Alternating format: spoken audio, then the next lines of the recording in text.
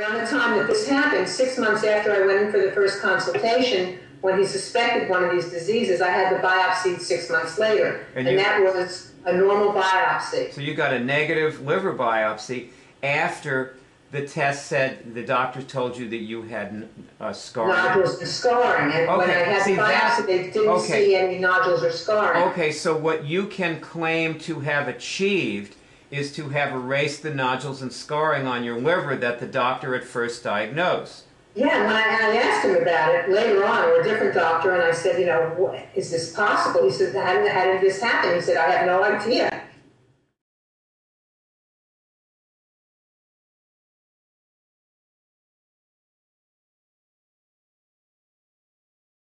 You look like Bill Pelly. It's true, isn't it? That's true, isn't it? Well, this is great, Keely. Okay. So let's test some things. Let's start out that way. Okay. Test, am I happy? Am I happy? Oh, got a yes. All right. Let me see. Can they see my fingers? There. Put my hand up. That was my signal. I got a little jerk on my forefinger. Okay.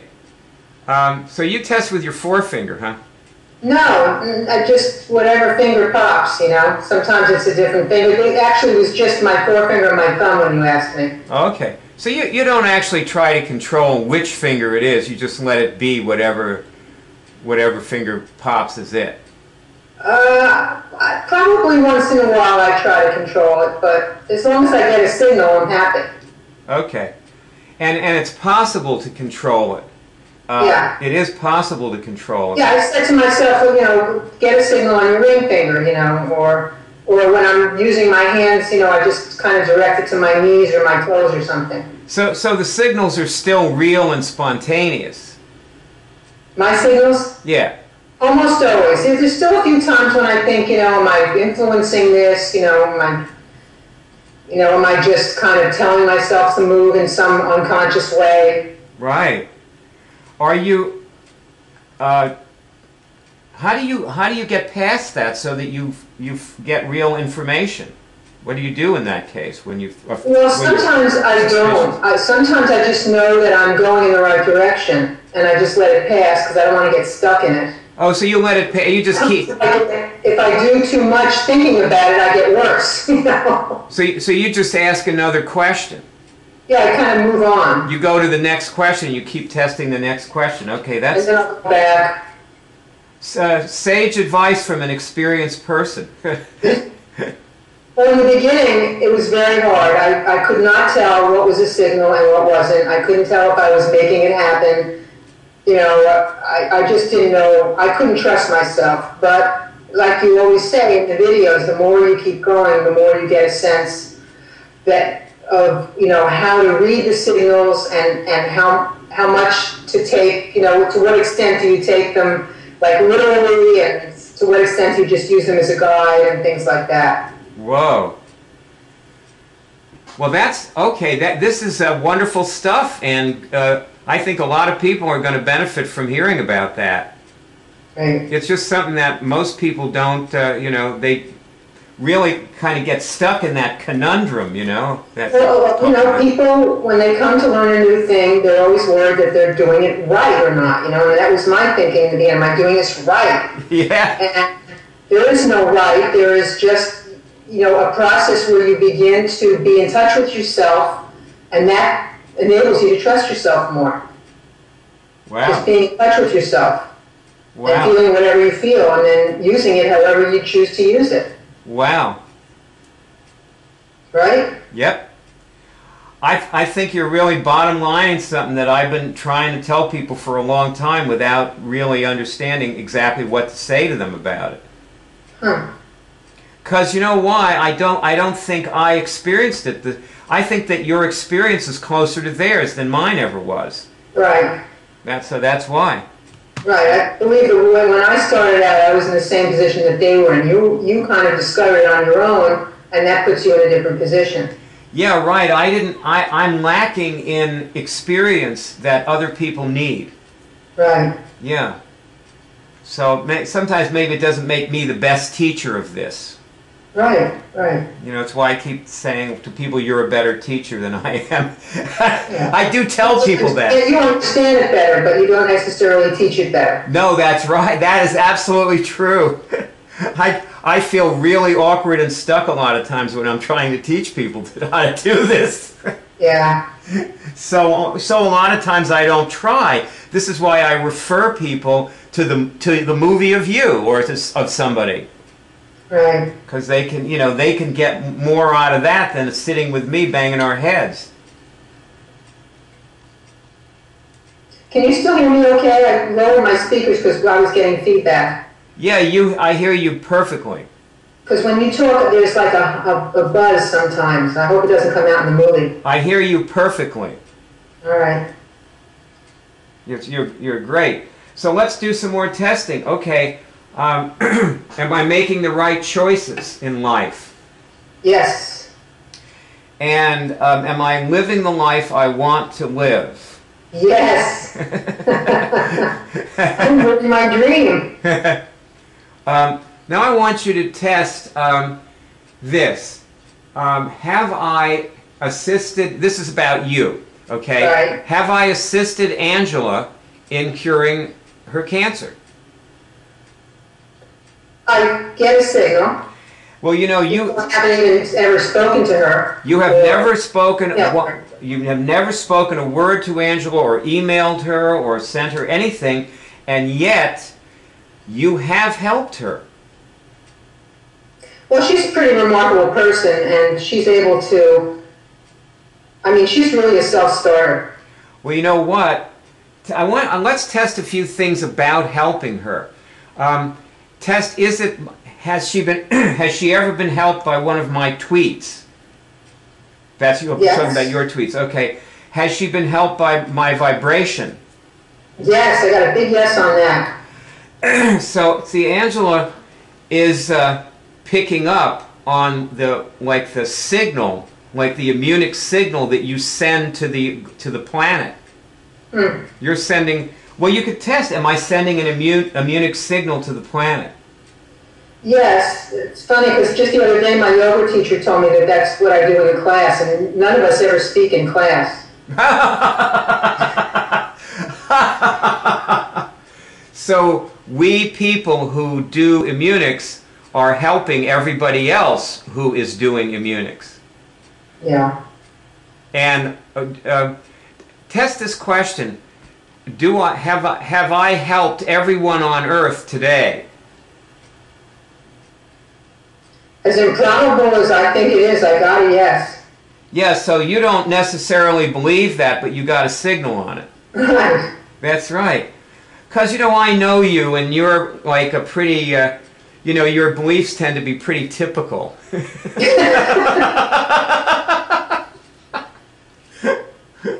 Well, I am enjoying myself. Now, the reason that we're meeting today is because, according to a specialist that you spoke to many years ago, you're supposed to be dead and in the ground for about 2 or 3 years right now. That was what you were told. And this was, I remember when you called me, I was in my car shopping. I was out shopping. And you called me and told me this, or I called you or whatever, and you told me that an hour or so ago you'd met with this doctor and he passed the death sentence. Well, he said if I had one of these 3 diseases that we suspected I had, that the prognosis was you got to live about 7 more years. Yeah. So it's possible that you actually never had any of these. Yeah, I don't know, because at the time that I suspected that I had it, when I was having all those symptoms, I could have had it.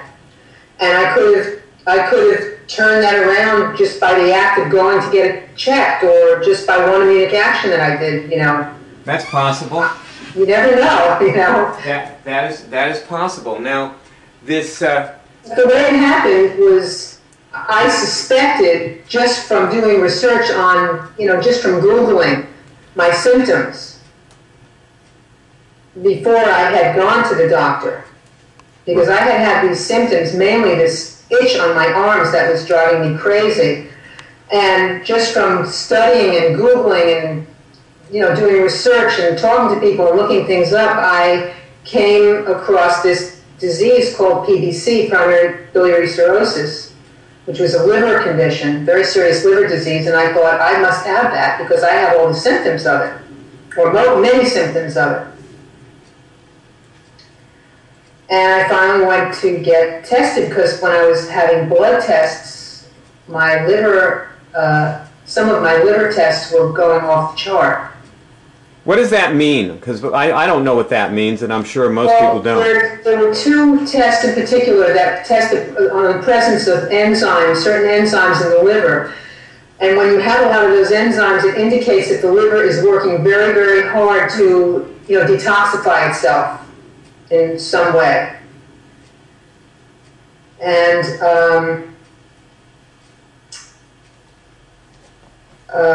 this itch was one of the, symptoms of that. And the normal range for these two tests was between 40 and 75, I think, or, 80 or something like that. Yeah. And one of the times I had tested, one of those numbers was in the 400s. Uh-huh. It's really serious. And they had always been high, but now they were really high. They were scarily high. So according to your blood tests, it looked like you were in serious trouble. Yes, except, the other blood tests that were supposed to indicate this disease were normal. What were those? I think one was bilirubin and I don't even remember now because I haven't looked at them in a while, but there are a whole series of numbers that people who are, who are familiar with liver disease or getting tested will be familiar with. Right. My bilirubin was normal, and, a couple other indications were normal. But these two, AST and ALT, I think they were extremely high. Well, sometimes so that was what scared me.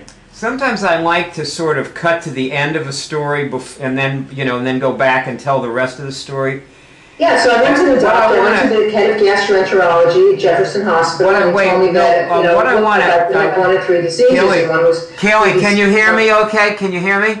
What I wanted, there's something I wanted to ask you before you go on telling me about visiting the doctor, and it's a very simple thing.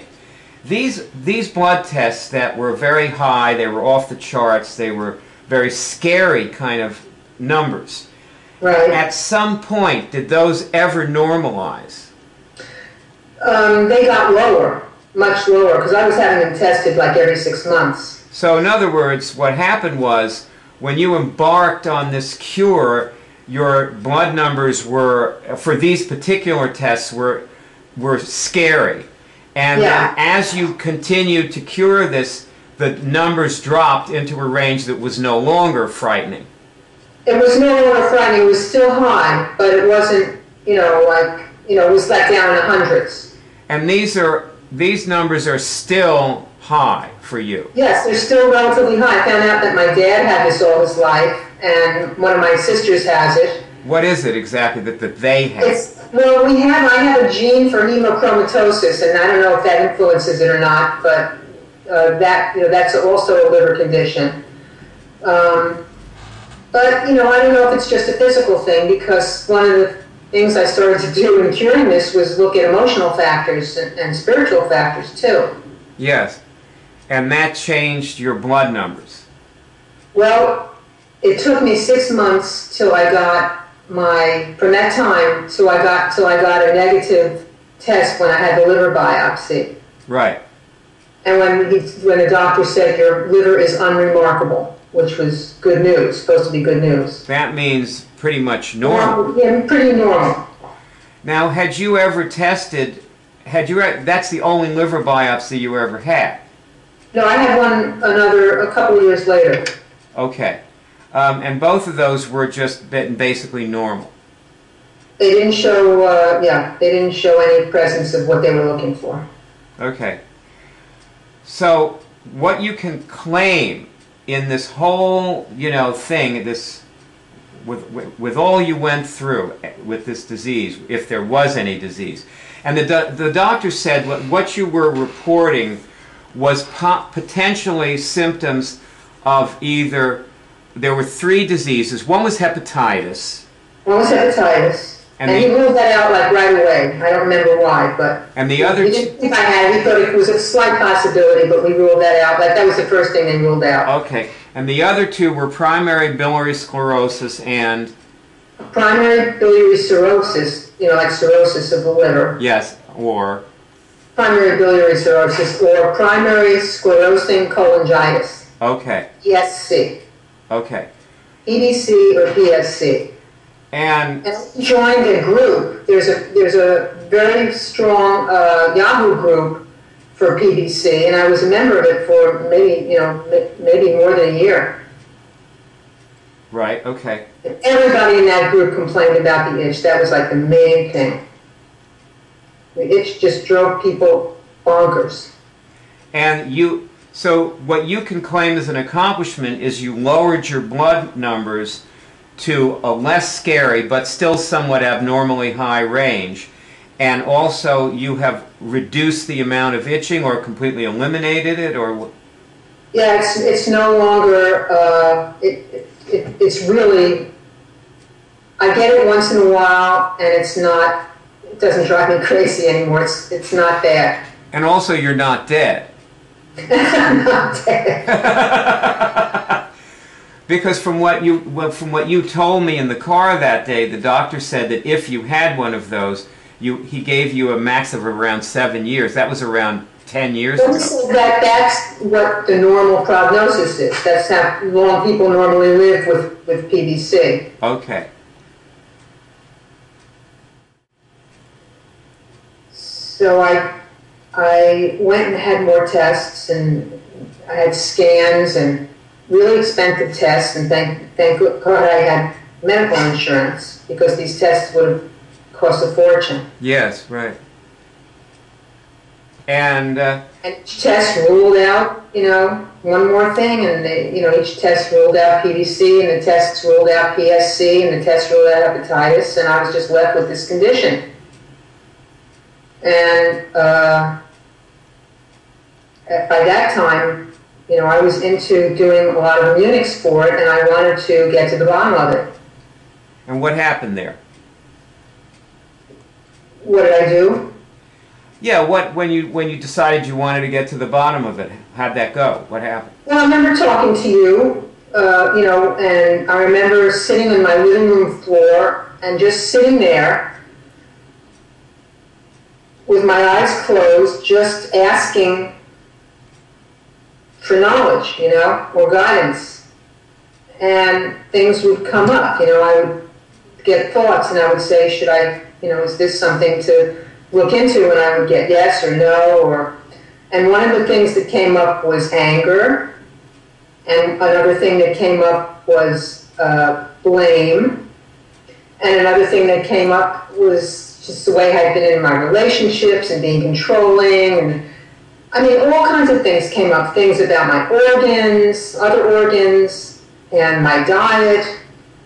And so I just kind of went and did everything. And one idea that I had was to have acupuncture. And I went to the Yellow Pages, because I really didn't know where to get acupuncture in Philly. And I kind of saw this one listing that I got a signal, not with my fingers, but it just kind of jumped out at me. That was a signal to me. It was the Oriental Treatment Center. And I called up, and a woman doctor answered, and she told me to come in. And I walked in, and she took my pulses, and she looked at my tongue and my eyes, and, what Chinese doctors do. And she said, "You're going to be fine." That was healing thing. And I began treatments with her. I just felt that she saw the condition that I had. I told her about the tests and everything. And she gave me some herbs, and I went for treatments about twice a week. And so that was another thing I was doing during those 6 months. And also decided to do a grape fast, and so I fasted on grapes once a week. Oh, and then the doctor gave me a prescription, which was made from bear bile. I forgot the name of it. But that really helped the itching right in the beginning. Right. And I just removed conditions, and I removed, the diseases and liver. I just would say I'm now removing all traces of liver disease, or I would test through my bodies one by one and ask if I had any PBC or PSC, or sometimes just a general question, do I have any liver disease in this body? And so I just did that regularly for months. And you got yes sometimes and then removed it, you mean? Right. So you tested positive when you were testing immunically for... No, I was testing positive and negative on the diseases, and that was driving me crazy too. You tested positively and negatively on all of them? Yes, I think so. Now that I'm looking back, I think at some point I tested positively on each one of them. Okay, now I want to go back to something you said before, because what I heard you say when you were talking about your work with the MDs, with the medical doctors, was that you went in, you complained of these symptoms. Some of your tests came back positive initially, the ones with the blood numbers, and then as they continued to test you, they ruled out hepatitis, and they ruled out PSC, and they ruled out PBC. Well, no, the tests did not come up positive in the beginning. They came out negative for these diseases. But they were still showing the high, the elevated levels of AST and ALT that were two of the things that were indicative of the disease. So in other words, you had what you got was basically tests that your liver was having a problem, it was working very hard to detoxify itself. Yeah, my liver was having a problem, serious problems. And as far as any of these diseases go, you tested negative on all of them from the beginning. You mean medical tests or? Medical tests. Yes. So I never got a positive test for any of them. So you never had a positive test for any of these diseases, but you tested immunically positively at times for all of them. Right. And you kept working on this and working on it, and then you went to acupuncture, and what happened was that your blood numbers that were disturbing at first tended to normalize or just get better, and your itching became, minor. The itching lowered. It didn't become minor yet. So you still have itching, and it's still... It still had some itching. It was improving though. And it's still a problem. After all these years, so you've had this problem with itching for the whole time. All your life? The itching now is so I can go for a year or two without having any. Okay. Which never happened. I would always get it seasonally. I would get it every September. I would start getting the itch. And do you still get it every September? No. So you stop. So you managed to stop some symptoms of. By now, most symptoms are gone. I get it very mildly and sporadically, and it's usually after a certain kind of eating. So most symptoms of some kind of liver problem, which is probably genetically based, because they tested you for that gene and they found that you have the gene. Right. So it's probably. And I also have what do you call it? I have I can't remember the name now. I have blood, not blood clots, but little tiny blood bubbles or something in my liver that if they're punctured I could die, and I can't remember what they're called right now, my mind's a blank. But I think I mentioned them in another... I thought they were called nodules. Pardon me? Were they called nodules? No, the nodules and scarring were the things that the first doctor said I had when he took the first test. After my first scan, I came to see him and he said, well, I see there are nodules and scarring in your liver, and this could indicate PBC or PSC or, possibly hepatitis. Okay, so you had two tests. You had a liver scan, Well, I had lots of tests. We had lots of tests. So see, the problem with talking about this is I don't think any of this would be very clear to anybody who's listening to it without listening to this entire movie, and then still maybe not, because first what I heard was that you got blood tests where you had elevated enzyme levels indicating your liver was worked hard, but all of the other tests for these diseases were negative.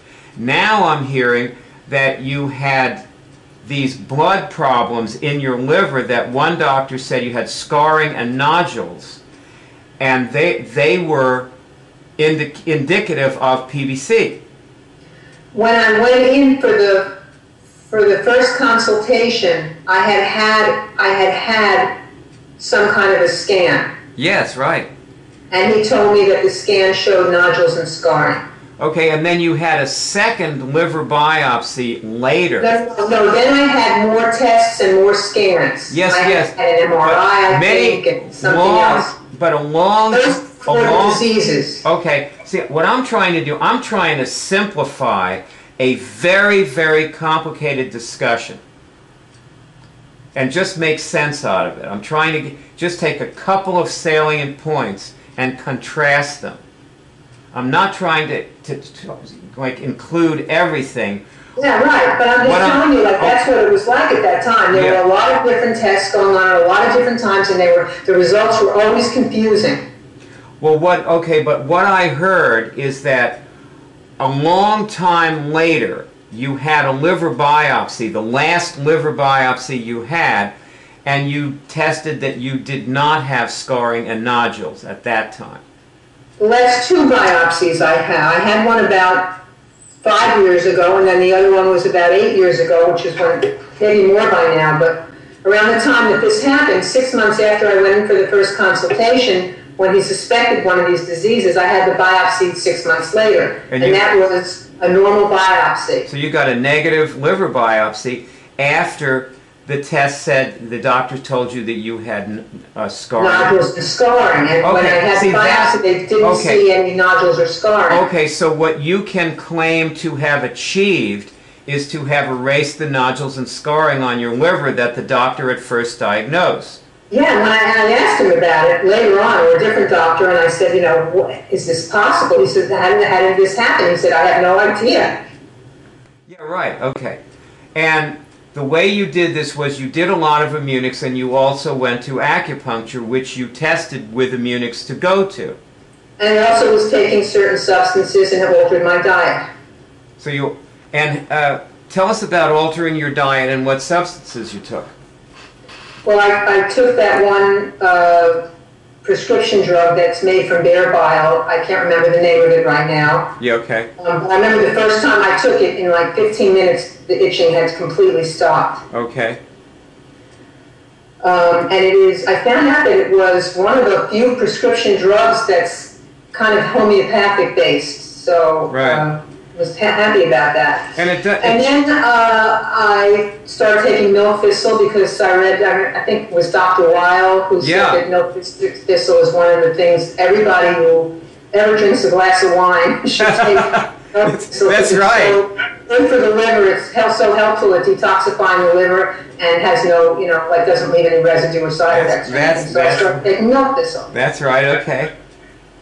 And then Dr. Su, my acupuncture, my Chinese doctor, gave me two herbs, not two herbs, but two compounds, and one was yin chow, and the other one was, I forget the other one, but it contained golden seal, I remember. And I started taking those, and those just helped me have a feeling of well-being. I just remember feeling good taking those. I liked them. I liked how they felt. I liked how they smelled. Yeah. So I kind of knew they were good for me, Yeah. I still take them periodically. Okay, so this then I think is good for your story that. And then I fasted once a week on grapes. Oh, you do you still do that? No, I stopped doing it. Oh, I do it occasionally now, but I want to start doing it again because it was so great. I mean, I love doing it. How long ago did you fast once a week on grapes? I stopped doing it maybe 2 or 3 years ago. But so you did that for years. Yeah. Well, I want to recommend that you go back to that. Yeah, I'm going to. Yeah. Did you ever get a sore throat when you used to fast on grapes? No. Okay. No, but when I did pineapple, sometimes I would. When you did what? Sometimes I would, when I felt like I was getting a sore throat, I would fast on pineapple, and a lot of times it got worse. Well, okay, Keely. I think that you do have a real claim to some kind of curative accomplishment here. We're not going to ever be exactly sure what it was you cured, but I think that what you have to say is of interest to people who host these diseases, and perhaps one of them will come along and actually cure PVC or PBC or PFC.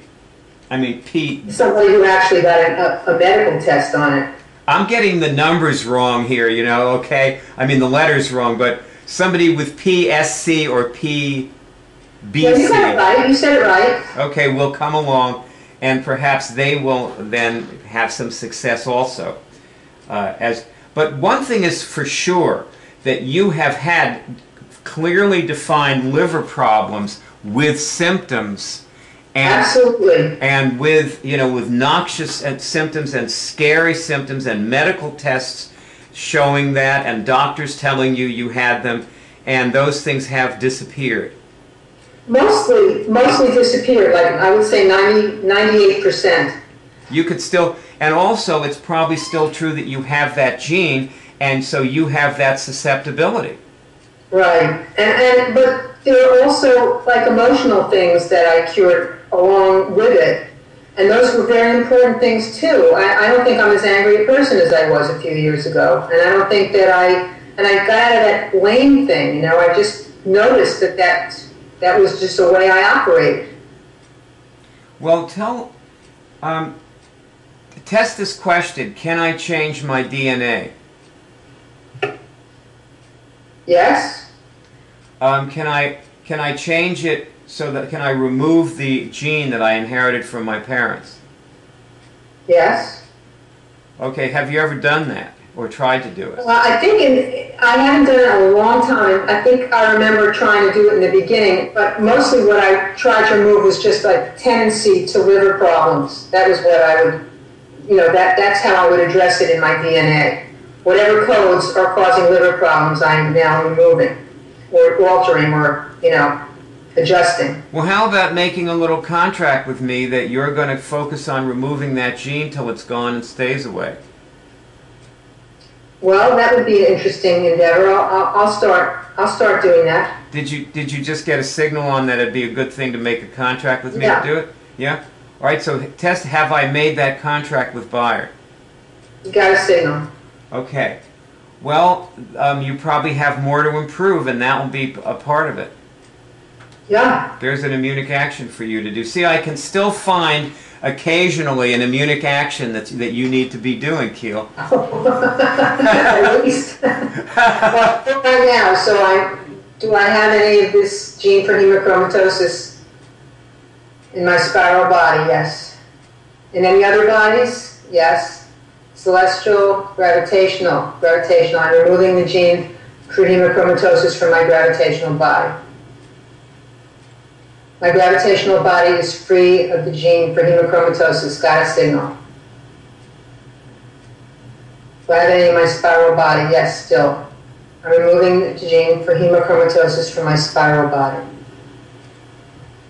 I got a signal there. I'm removing it. Sometimes I try to get confirming signals when people test for things, and I got one there. Yeah. I'm still removing it. I'm testing. Okay, am I now free of the gene for hemochromatosis? Yes. Well, that feels good. I feel like a little uplifted. Good way to proceed with my day. Well, it's a good reason to keep doing it, isn't it? Just to feel good. Yeah, I'll have to keep checking throughout the day. Just see how often it comes back, if it comes back. Yeah, just to feel a little good feeling. Yeah. It's worth doing, you know, just to feel a little good feeling. Right. Now, please forward the movies that you get in Facebook, okay? When I send movies. Mm-hmm. Will you please do that? I have been. Okay, because it helps. Okay, good. But I'm just saying this for everybody's benefit because it helps people find out they can cure things if they keep seeing these movies over and over again. So that's why I request this of people. Okay, then, my dear. This has been a real pleasure, I want to say, making this movie with you, Keely. I really am happy that we finally did this after all this time, and I really enjoyed myself today with you. Well, did you do in the movie what you wanted to do that we didn't do in the other liver movie that we did? I've done everything in this movie that I never did. I don't think I ever did any of this. Okay. So I'm thrilled with the whole thing. I just feel like it's really been wonderful for me, you know. Oh, great. I've always wanted to do this, and I kept putting it off because I was busy, or you were busy, or you didn't have your camera, or I was. You just weren't focused on it. Yes, and we really need to do. This is like one of the basic things that we've always needed to do, is make this movie. Yeah. Yeah, I think we did a better job of showing what it is to remove something in this movie. That's true. That is definitely true. That it's important to address a disease from all angles, not just physical. Yes. Because I believe that other stuff that I did was just as important, if not more important, because you know I discovered some hard truths about myself that I hadn't wanted to face. Mm-hmm. And when I saw them, and when I could face them, I made a choice to cure them. Well, yeah, that's the thing, is that a lot of people don't realize that it's all about choice. Right. That's the main thing. It's all about choice. Yeah, and sometimes you can't even conceive of being able to make a choice about something like that. Sure, because you think you're stuck with it and you can't do anything about it. Right. And what you choose doesn't matter. You have to want it. You have to want to be better, and you have to want to be cured. You have to have a goal in your life, you know. You have to want to be a better person. That is very, very well put. And people who come to the cure drive, I think they all have that in common. And if they're looking at themselves and they can't say honestly that they want to become a better person, because there are people in the world who don't think like that. They don't think they need to become a better person. They think they already are a better person. Yes. And there's no, like, they don't have any aspirations to improve or become more human or loving or giving or whatever. And they're not going to stick around long. Right. They get here at all. You have a lot of people like that in the government. Well, I'll tell you what, when I talk with my old friends, which I will be doing again in the next few days probably, and I talked to both of them yesterday, I will bring what you have given me just now into those conversations and tell them, you know, what they need to hear so that they get the ideas about being a better person.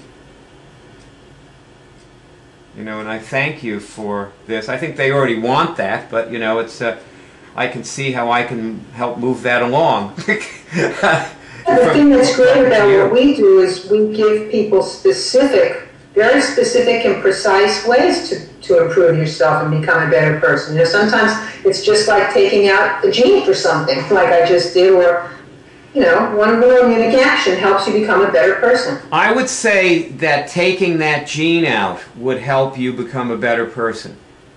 Yeah. Because a gene like that can generate anger. Right. That's very well put, Keely.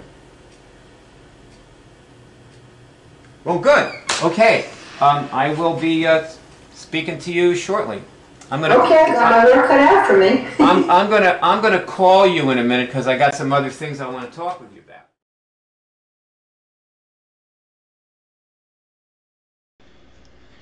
Area code 813-672-3419. Ta-da, ta-da, ta-da.